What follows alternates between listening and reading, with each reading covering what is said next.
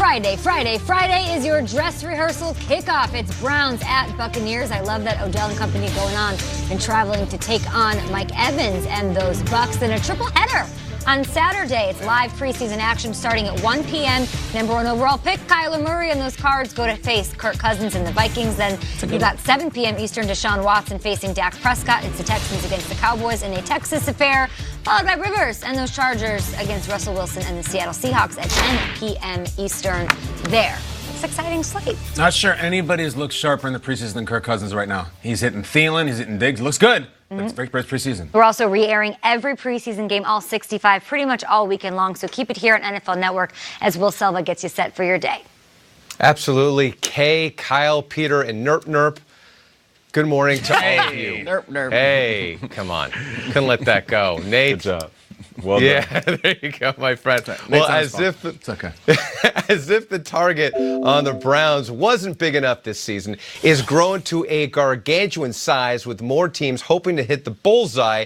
This bullseye being outspoken quarterback Baker Mayfield. Mayfield never one to hold back on his opinions, and a recent GQ profile is evidence of this. In it, Mayfield thinks the Giants drafting Daniel Jones with the 6th overall pick was a mistake.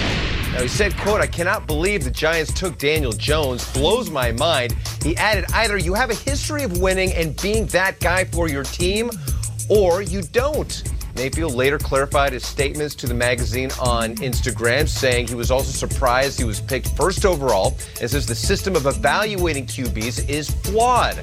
As for Jones, his response was, well, what you'd expect and very Eli-esque.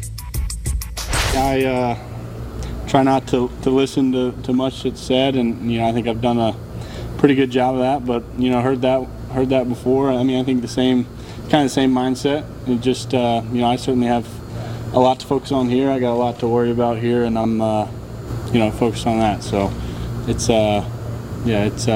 been good, but I'm just focus on what I'm doing here. Well, Jones' teammate, Evan Ingram, came to his quarterback's defense. Ingram calling it, quote, kind of dumb to NJ Advanced Media.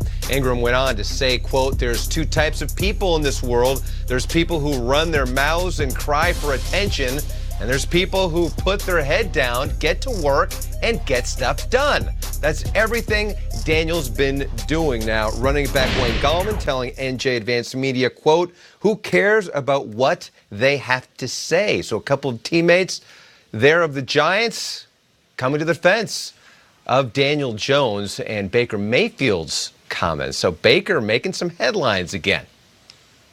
Thanks so much, Will Schraggs. If the gods that make the schedule could just go back and edit and make those 2 teams face each other sometime this season, that would be amazing. 2020, they are scheduled to play Browns and Giants. 2019, we get Odell and Baker in New York, but they're playing the Jets week 2. Ooh, but they'll be in the same place, in the same stadium, so we'll see how that shakes out. We've got preseason coverage ahead of the dress rehearsal in week 3, but we also have to recap what happened last night on Hard Knocks, because another episode dropped, and we haven't answered the question that we've all been asking: how does Antonio Brown look on the field? Let's look. Coach, he's on it mentally. Yo, big time. Big time. He's playing fast. Yeah. He's not thinking. No.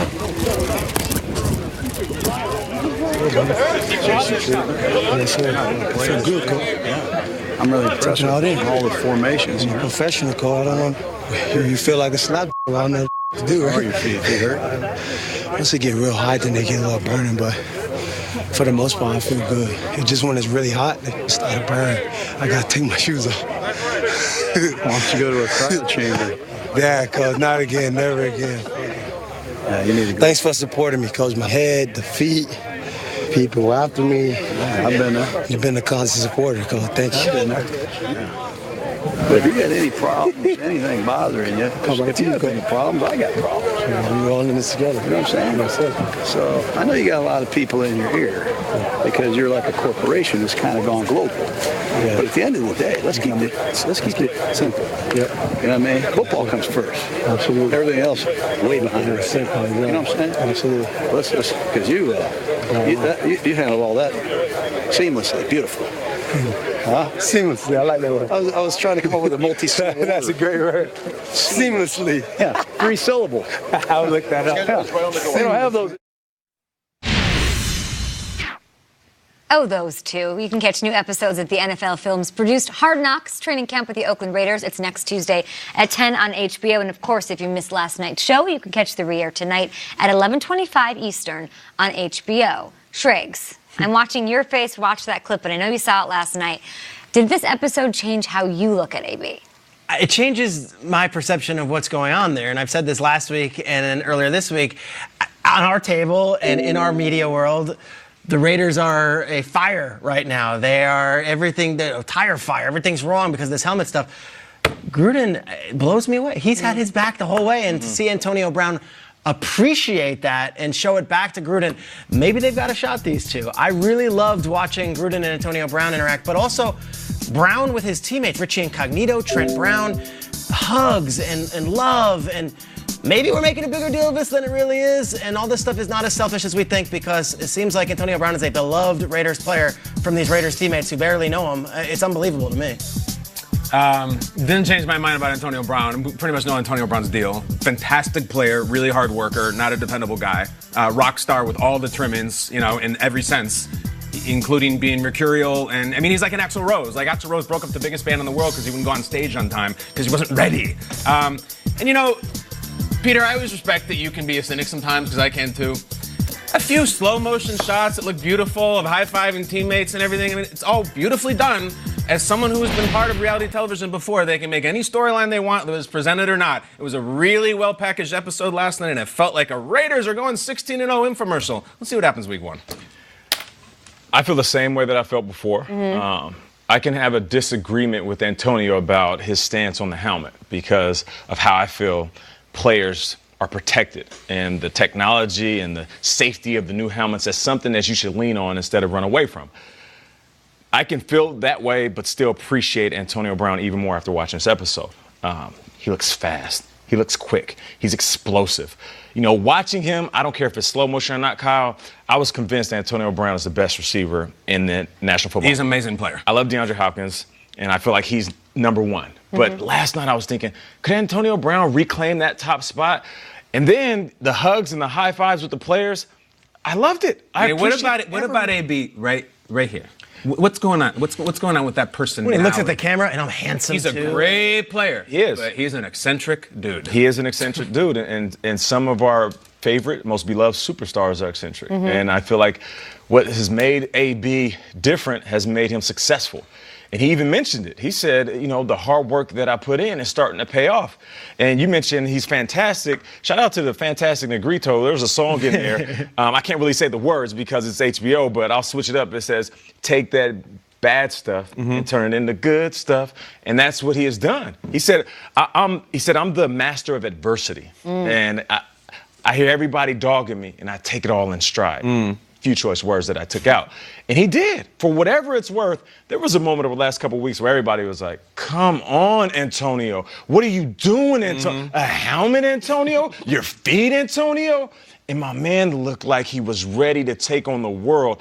And I loved every moment of it. I loved every single moment of it. Well, I loved a moment of Hard Knocks that I hope everybody out there got to see. Besides AB, guess who else made an appearance last night?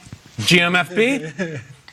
And then when told he could use the same helmet as long as it was not a decade old, he goes to Twitter. I'm looking for a Schutt Air Advantage adult large helmet that was manufactured in 2010 or after. I will trade a signed practice-worn Raiders helmet. So he's dispersing the Raiders fans and all fans across the country, almost a little bit like Mr. William Wonka made children all over the world look for those tickets. So guys, we're going to look in some candy bars here. Hopefully we get some tickets. Kyle, your greatest work. And then I told Antonio Brown to read Willy Wonka and learn lessons. Oops. Did he listen? I wonder. It's cool. I mean, it's amazing for the show. Honestly, genuinely honored. It's a little bittersweet for me personally.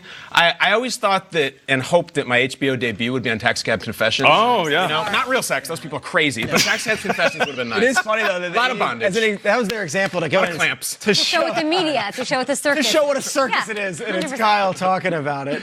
Willy Wonka, that's our show. It's a cool deal, man. It's cool. That means that the Raiders others were watching while you were doing lots of things on the show. You're at the bar. Everybody out there watching, did your opinion of Antonio Brown change? What did you learn from last night's Hard Knocks episode?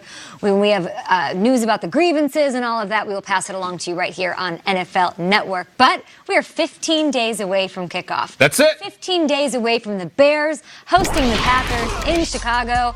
Hey, Matt Nagy, you need a kicker. I think I found one last night. Who's that, Eddie Pinheiro?